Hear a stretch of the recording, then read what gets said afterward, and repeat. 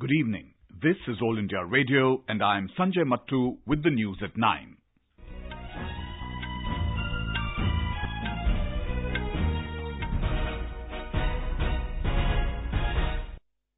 The headlines. Supreme Court says civil suit on Ayodhya land dispute will be heard by a new three-judge bench on 29th of October. The Apex Court strikes down penal provision making adultery a criminal offence, rules that adultery can be a ground for divorce. Election Commission issues directions on applicability of Model Code of Conduct in case of premature dissolution of State Assembly. Parakram Parv to be celebrated from tomorrow to Sunday to showcase courage and sacrifice of armed forces. And in sports, Indian ace shuttler Saina Nehwal advances to quarter-finals of Korean Open Badminton, India to clash with Bangladesh in Asia Cup cricket final in Dubai tomorrow.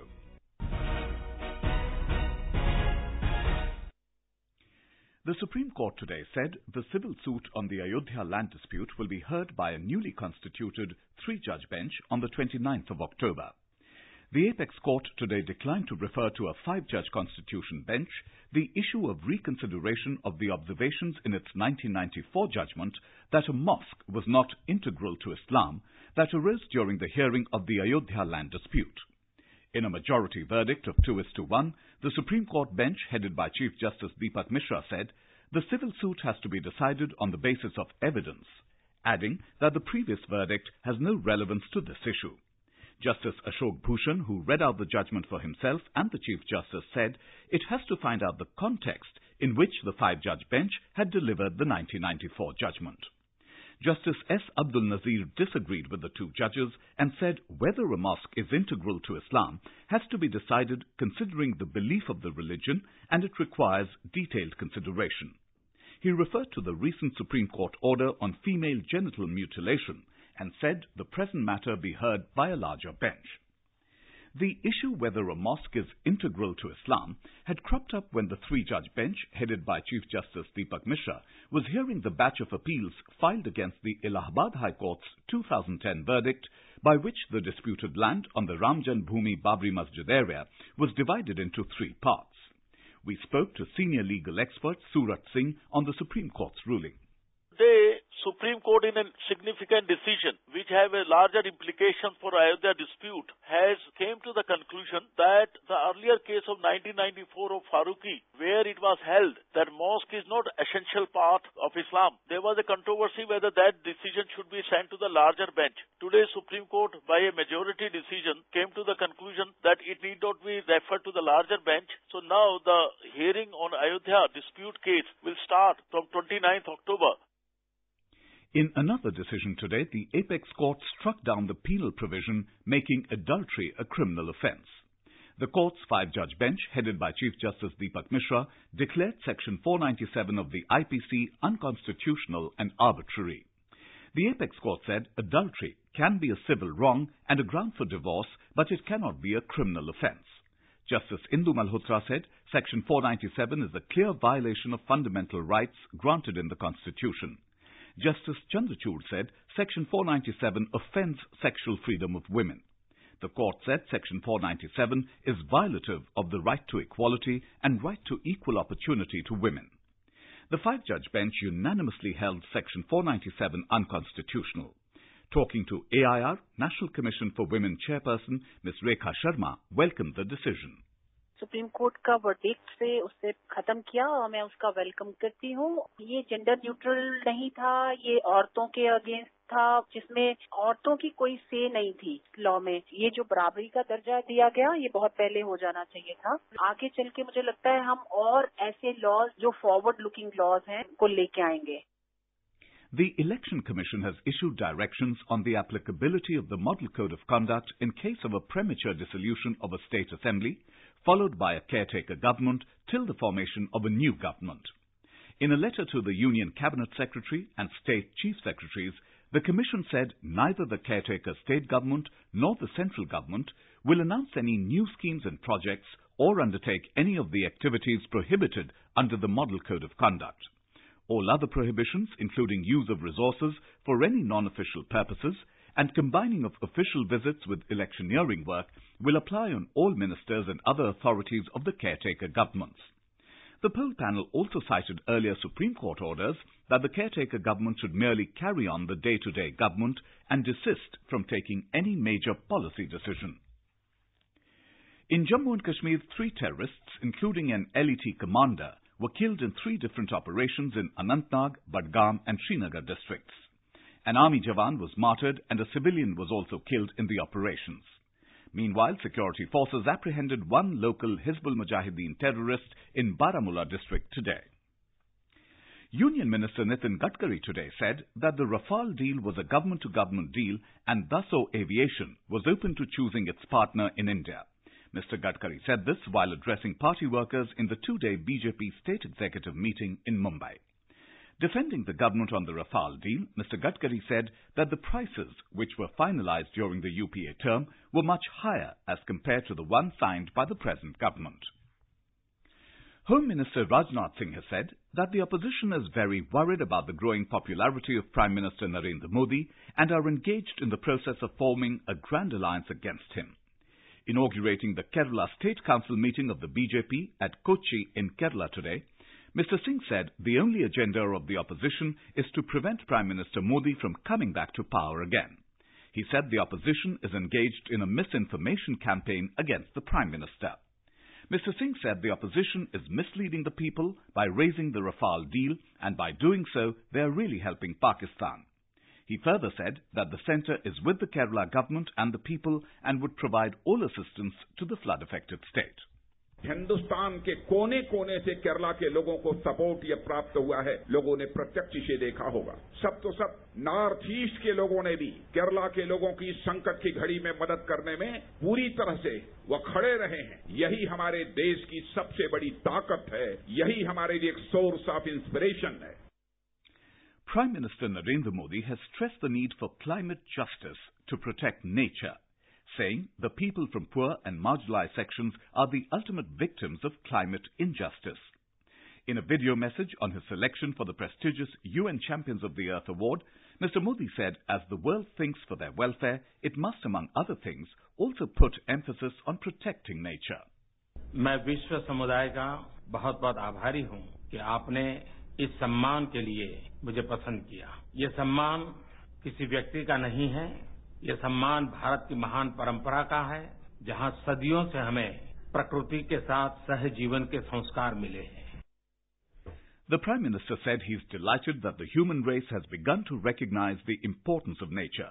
Mr. Modi said in this changing situation, everyone is emphasizing on protecting nature and India is with the world on this issue. Mr. Modi and French President Emmanuel Macron were selected for the award in the policy leadership category for their efforts regarding the International Solar Alliance. The award recognizes the efforts for promoting new areas of levels of cooperation on environmental action. This includes Mr. Modi's pledge to eliminate all single-use plastic in India by 2022. This is All India Radio giving you the news. For quick news updates, follow us on Twitter @AIR News Alerts. Parakram Parv will be celebrated from tomorrow to Sunday to showcase the courage, valour and sacrifice of the Indian Armed Forces. The main event is planned at the India Gate Lawns, Rajpath in New Delhi. Similarly, 53 locations in 51 cities across the country will be showcasing events highlighting the valour of the Indian Armed Forces in general and Special Forces in particular. Our correspondent reports that Defence Minister Nirmala Sitharaman will visit the India Gate Lawns tomorrow for the inauguration of the Parakram Parv and also interact with children. The program will start with bugle call at 6:30 p.m. and thereafter movies and photographs depicting valor and courage of the armed forces will be shown. The event is open from 11 a.m. to 10 p.m. on Saturday and Sunday. Visitors will get the opportunity to see captured weapons used by terrorists that have been brought from Jammu and Kashmir. Military equipment like artillery guns and small arms will also be on display. On Saturday and Sunday, noted singers are scheduled to perform at the venue apart from the military band. The general public is encouraged to take selfies at all venues, including India Gate, and post them on social networking sites with the hashtag Parakram Parv. With Mohammad Naseem, Suparna Segya, AIR News, Delhi. Prime Minister Narendra Modi will visit Jodhpur tomorrow morning to participate in the Conference of Commanders of all three wings of the Indian Forces. Defence Minister Nirmala Sitharaman and National Security Advisor Ajit Doval will also participate in this conference. Before the conference, Mr. Modi will inaugurate a three-day exhibition, Parakram Parv, at the Jodhpur military station. Paryatan Parv concluded today with World Tourism Day celebrations in New Delhi, which started on the 16th of this month. Different central ministries, state governments and stakeholders in the tourism industry organized cultural and other tourism-related events, workshops and seminars at the identified sites, as well as at other destinations and locations in their states. Tourism Secretary Ms. Rashmi Verma gave away awards to the best participants in the event. In Jharkhand, a multi-modal hub at Sahibganj is coming up soon that would comprise three forms of transport: railway, waterways and road at one place. The multi-modal hub would function as an inland port that will facilitate transport of goods to the eastern part of the world through waterways that will be developed by the Ministry of Road Transport, National Highway and Ports. Here's a ground report from our Ranchi correspondent. Work is under progress to create a port on river Ganga at Samda in Sahibganj in Jharkhand, which will connect the land and rail routes of Jharkhand to the upcoming waterways from Banaras to Haldia in Bengal. There is also a multimodal hub that is being created adjoining the port at Samda in Sahibganj, which will allow rail and road routes to converge at the port so that produce like various minerals and vegetables could find better market through cheaper waterways from Ganga than via Brahmaputra. Under Prime Minister Skill Development Scheme is going to train local youths for various specialist jobs that this project is likely to create. Jitendra Kumar Pandey of Samda in Sahibganj shared his view on this. सकरी गली में बंदरगाह बनने से स्थानीय लोगों को जमीन का पैसा, घर का पैसा, एनआर का पैसा गवर्नमेंट की तरफ से उनको बिल्डिंग बना के दिया जाना, ये लाभ है। यहाँ बंदरगाह बनने से बाहर का चीज सामान यहाँ पर आएंगे, यहाँ का सामान बाहर जाएंगे, जिससे कि सामान कुछ सस्ता भी मिलेगा। ये सब लाभ है बंदरगाह बनने से।